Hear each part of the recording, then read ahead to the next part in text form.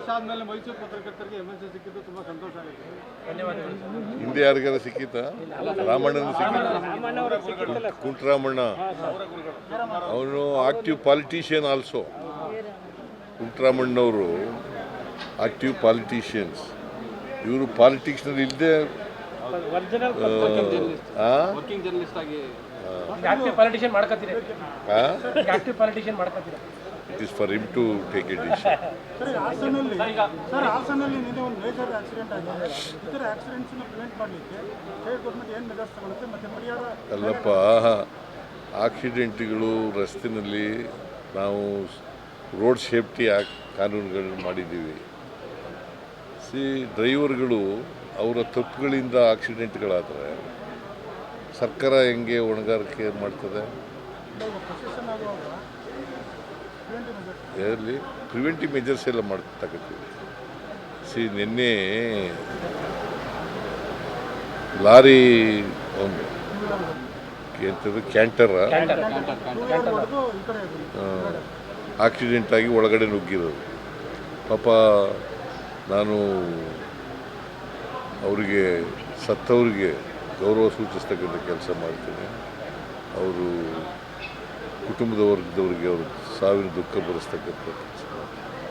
ನಾನು ಎಲ್ಲ ಕೃಷ್ಣ ಬೈರೇಗೌಡನಿಗೆ ಬೆಳಗ್ಗೆನೇ ಹೋಗಿ ಅವನ್ನೆಲ್ಲ ಭೇಟಿ ಮಾಡಿ ಪರಿಹಾರ ಘೋಷಣೆ ಮಾಡುವಂತ ಹೇಳಿದ್ದೇನೆ. Krishna Byregowda district in charge minister ಅವ್ರಿಗೆ ಹೋಗಿ ಕೇಳಿದ್ದೆ. ಅವ್ರು ಹೋಗಿ ಮಾಡಿದ್ದಾರೆ. 5 ಲಕ್ಷ ಮಾಡಿದ್ದಾರೆ. ಬಟ್ ಬಿಜೆಪಿ 10 ಲಕ್ಷ ಆಗಬೇಕು ಅಂತ ಕೇಳಿದ್ದಾರೆ. 10 ಲಕ್ಷ ಪರಿಹಾರ ಅವ್ರು ಎಷ್ಟು ಕೊಟ್ಟಿದ್ರು? Central government 2 lakhs. Central government PM 2 lakh announce ಮಾಡಿದ್ದಾರೆ. ಸೊ ಇವ್ರು 5 ಲಕ್ಷ ಮಾಡಿದ್ರೆ 10 ಲಕ್ಷ ಮಾಡಿರ್ತಾರೆ. ಸರಿಯಪ್ಪ, ಇವ್ರ ಕಾಲದ ಅಧಿಕಾರದಲ್ಲಿ ಇದ್ರಲ್ಲ, ಆಗ ಎಷ್ಟು ಮಾಡಿದ್ರು? ಕೇಳ್ದೇನಪ್ಪ ಅದನ್ನ? ಮತ್ತೆ ಮಾಡಿಲ್ವಲ್ಲ ಅವರು. ಹೆಚ್ಚಾಗಿ ಕೊಟ್ಟಿದ್ರೆ ಪರವಾಗಿಲ್ಲ ಅಂತ ಅನ್ಬೋದಾಗಿತ್ತು. ಪರಿಹಾರ ಕೊಡೋದು ಅವ್ರನ್ನ ಸತ್ತದವ್ರಿಗೆ ನಾವು ವಾಪಸ್ ತರ್ತೀವಿ ಅಥವಾ ಅದಕ್ಕೆ ಪರಿಹಾರ ಅಂತ ಅಲ್ಲ. ಇದು ಸರ್ಕಾರ ಮೊದಲಿಂದಲೂ ಕೂಡ ಕೊಡ್ತಾ ಬಂದಿದೆ. ಅವರ ಕುಟುಂಬ ವರ್ಗದವರಿಗೆ ಅವರಿಗೆ ಸಾಂತ್ವನ ಹೇಳಲಿಕ್ಕೋಸ್ಕರವಾಗಿ ಈ ಥರದ್ದು ಮಾಡ್ತೀವಿ. ಹಾಗಂತೇಳಿ ಸಾವಿಗೆ ಸಮಾನ ಅಂತಲ್ಲ ಪರಿಹಾರ. ಈಗ ಬಿಜೆಪಿ ಅಂತಲ್ಲ ಸರ್, ಎಲ್ಲರೂ ಕೂಲಿ ಕಾರ್ಮಿಕರು ಮತ್ತೆ ಮನೆಗೆ ಇಂಜಿನಿಯರಿಂಗ್ ವಿದ್ಯಾರ್ಥಿಗಳಿದ್ರು. ಹಾಗಾಗಿ ಸರ್ಕಾರ ಏನಾದ್ರನ್ನ ಪರಿಗಣಿಸುತ್ತಾ ಅಂತ. ಬಿಜೆಪಿ ಬೇಡ ಸರ್, ಬಿಜೆಪಿ ವಿಚಾರ ಅಲ್ಲ. ಕೂಲಿ ಕಾರ್ಮಿಕರಿದ್ರು, ವಿದ್ಯಾರ್ಥಿಗಳಿದ್ರು ಅಂತ ಜಾಸ್ತಿ ಮಾಡ್ತಾರೆ ಸರ್ಕಾರ ಅಂತ. ಈಗ ಸರ್ಕಾರ ಆಕ್ಸಿಡೆಂಟ್ ಆದವ್ರಿಗೆ 5 ಲಕ್ಷಗಳನ್ನ ಕೊಡ್ತೀವಿ, ಗೊತ್ತಾಯ್ತಾ? ಸತ್ತದವ್ರಿಗೆ, ಆಕಸ್ಮಿಕವಾಗಿ ಸತ್ತದವ್ರಿಗೆ 2 ಲಕ್ಷ ಕೊಡ್ತೀವಿ. ಇವ್ರಿಗೂ ಕೂಡ 5 ಲಕ್ಷ ರೂಪಾಯಿ ಅನೌನ್ಸ್ ಮಾಡಿದ್ದೀವಿ. ಸ್ಪೆಷಲ್ ಕೇಸ್ ಅಂತ ಕನ್ಸಿಡರ್ ಮಾಡ್ಬೋದಾ ಸರ್? ಯಾಕಂದ್ರೆ ಕೂಲಿ ಕಾರ್ಮಿಕರು ವಿದ್ಯಾರ್ಥಿಗಳ ಹೆಚ್ಚಿನ ಸಂಖ್ಯೆಯಲ್ಲಿ ಇದ್ದಾರೆ ಅಂತೇಳಿ ಸರ್. ಮತ್ತೆ ಆರ್ಥಿಕವಾಗಿ ಹಿಂದುಳಿದ ಮಕ್ಕಳುಗಳೇ ಜಾಸ್ತಿ ಇದ್ದಾರೆ. ಎಲ್ಲ ಆರ್ಥಿಕವಾಗಿ ಹಿಂದುಳಿದವ್ರೆ ಅಂತಲೇ ಕೊಡೋದು ಪರಿಹಾರ. ಸ್ಪೆಷಲ್ ಕನ್ಸಿಡರೇಷನ್ ಆಗುತ್ತಾ ಅಂತ ಸರ್ಕಾರದಿಂದ? ಈಗ ಒಬ್ರು ಕೊಡೋಕೆ ಬರಲ್ಲ. ಇದು it's not A question of ಒಬ್ಬರಿಗೆ ಕೊಡೋದು ಇನ್ನೊಬ್ಬರಿಗೆ ಕೊಡದೇ ಇರೋಕ್ಕಂಗ. ಎಲ್ರಿಗೂ ಈಕ್ವಲ್ ಆಗಿ ಕೊಡಬೇಕು. ಅದೇ ಯಾವಾಗ ಅಲ್ಲಿ ಗಲಾಟೆ ಆಯ್ತಿದ್ದಾಗ ಹೋಗಲಿಲ್ಲ ಇವರು. ಈಗೆಲ್ಲ ಗಲಾಟೆ ಎಲ್ಲ ಕಡಿಮೆ ಆದಮೇಲೆ ಹೋಗಿದ್ದಾರೆ. ಯಾಕೆ ಹೋಗಲಿಲ್ಲ ಅವರು? ಎಷ್ಟು ವರ್ಷ, 7 ವರ್ಷದಿಂದ ಆಯ್ತಲ್ವ? 7 ವರ್ಷದಿಂದ ಯಾಕೆ ಹೋಗಲಿಲ್ಲ ಸರ್? ಈಗ ಧರ್ಮಸ್ಥಳದ SIT ತನಿಖೆ ವಿಚಾರದಲ್ಲಿ ವಿಳಂಬ ಆಗ್ತಾ ಇದೆ, ಹಾಗಾಗಿ ಅನ್ನುವಂಥ. ವಿಳಂಬ ಆಗ್ತಾ ಇಲ್ಲ, ಇನ್ವೆಸ್ಟಿಗೇಷನ್ ಮಾಡ್ತಾ ಇದ್ದಾರೆ. ಸರ್ಕಾರ ಇನ್ವೆಸ್ಟಿಗೇಷನಲ್ಲಿ ಇಂಟರ್ಫಿಯರ್ ಆಗಲ್ಲ. ಬಟ್ ಹಾಗಂತೇಳಿ ಅನಗತ್ಯವಾಗಿ ವಿಳಂಬ ಮಾಡೋಂಗಿಲ್ಲ. ವಿಳಂಬ ಆಗ್ತಾ, ನನಗೆ ಗೊತ್ತಿರೋ ಮಟ್ಟಿಗೆ ವಿಳಂಬ ಆಗ್ತಾ ಇಲ್ಲ. ದಸರಾ ಉದ್ಘಾಟಕರ ವಿಚಾರ ಕಾನೂನು ಸಮರಕ್ಕೆ ದಸರಾ ಉದ್ಘಾಟಕರ ವಿಚಾರವಾಗಿ ಕಾನೂನು ಸಮರವನ್ನ ಮಾಡ್ತಾ ಇದ್ದಾರೆ.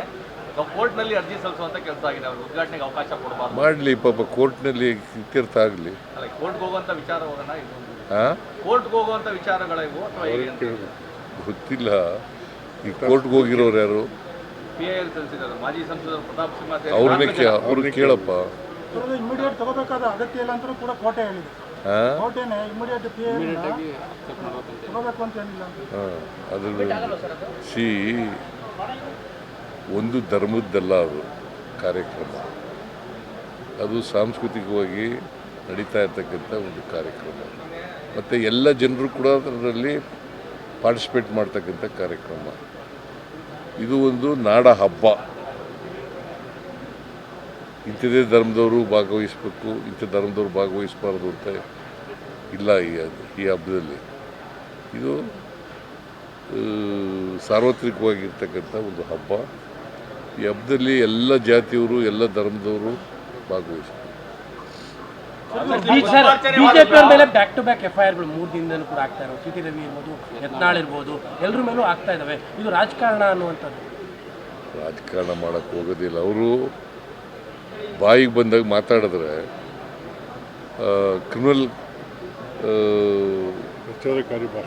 ಪ್ರಚೋದನಾಕಾರಿಯಾದಂಥ ಭಾಷಣ ಮಾಡಿದ್ರೆ ಏನು ಮಾಡಬೇಕಾಗುತ್ತೆ? ನೆಮ್ಮದಿ ಶಾಂತಿಯನ್ನು ಕಾಪಾಡ್ತಕ್ಕಂಥದ್ದು ಅತ್ಯಂತ ಅವಶ್ಯ ಅಲ್ವಾ?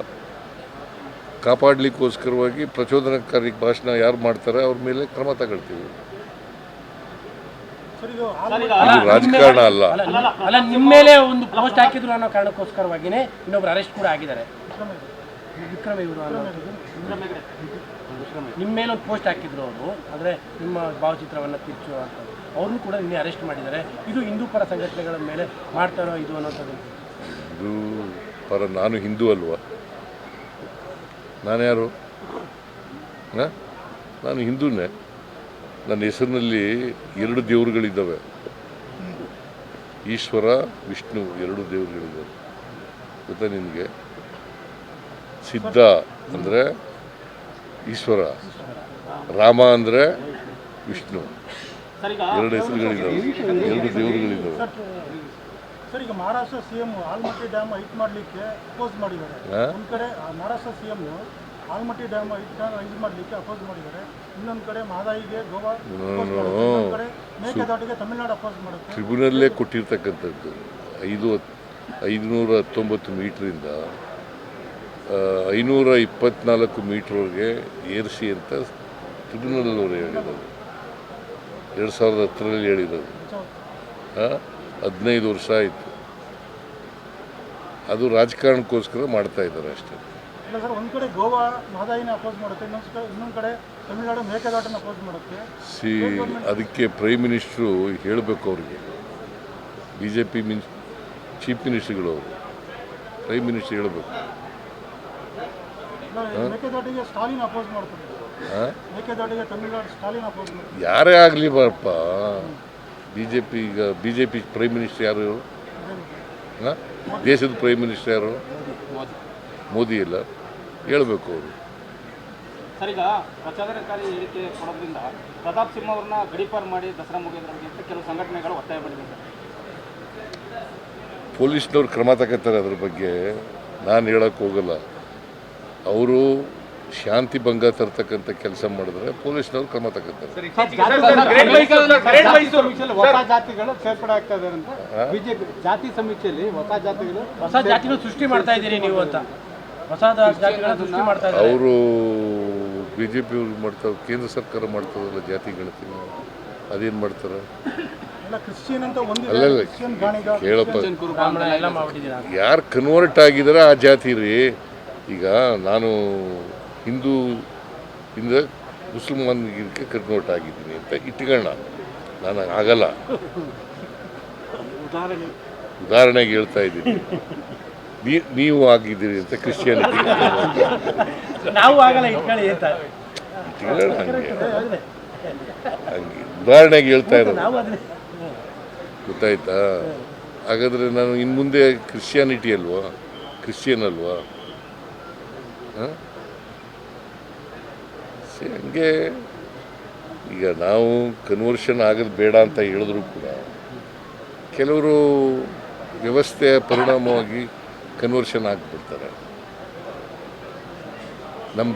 ನಮ್ಮ ಸಮಾಜದಲ್ಲಿ, ಹಿಂದೂ ಸಮಾಜದಲ್ಲಿ ಎಲ್ಲರೂ ಸಮಾನತೆ ಇದ್ದಿದ್ರೆ ಯಾಕೆ ಕನ್ವರ್ಷನ್ ಆಗ್ತಾರೆ?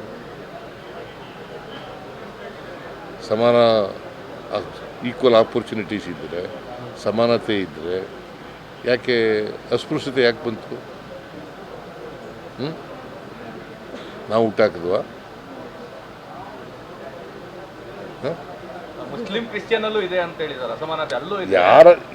ನಾನು ಎಲ್ಲೇ ಇರಲಪ್ಪ, ಎಲ್ಲ ಕಡೆ ಇದೆ ಅಂತ. ಮುಸಲ್ಮಾನ್ ಧರ್ಮದಲ್ಲರೂ ಇರಲಿ, ಕ್ರಿಶ್ಚಿಯನ್ ಧರ್ಮದಲ್ಲರೂ ಇರಲಿ, ಇಲ್ಲಿದ್ದರೆ ಈಗ ನಾವು ಯಾರು ಕೂಡ ಅಥವಾ BJP ಅವರು ಯಾರು ಕೂಡ ಕನ್ವರ್ಷನ್ ಆಗಿ ಅಂತ ಹೇಳಿಲ್ಲ ಅಲ್ವಾ? ಕನ್ವರ್ಷನ್ ಆಗಿದ್ದಾರೆ. ಇಟ್ ಈಸ್ ದೇರ್ ರೈಟ್ ಅಲ್ವಾ? ಕನ್ವರ್ಷನ್ ಆಗೋದು ಅವರು ರೈಟ್. ಮಣಿಪುರ್ ಭೇಟಿ ಕೊಡೋದು ಏನು ಸಂದೇಶ ನೀಡ್ಬೋದು ಅಂತ ಮೋದಿ ಅವರು ಭೇಟಿ ಕೊಡೋಂಥದ್ದು ಏನು ಸಂದೇಶ ನೀಡ್ಬೋದು ಈಗ 3 ವರ್ಷದ ನಂತರ ಹೋಗೋದು? ಸಿಹಿ ಅವರು ವಿರೋಧ ಪಕ್ಷದವರ ಒತ್ತಡ. ಹೆಚ್ಚಿನ ವಿಡಿಯೋಗಳಿಗೆ ಪ್ರತಿಧ್ವನಿ ಯೂಟ್ಯೂಬ್ ಚಾನೆಲ್ ಸಬ್ಸ್ಕ್ರೈಬ್ ಮಾಡಿ, ಬೆಲ್ ಐಕಾನ್ ಕ್ಲಿಕ್ ಮಾಡಿ.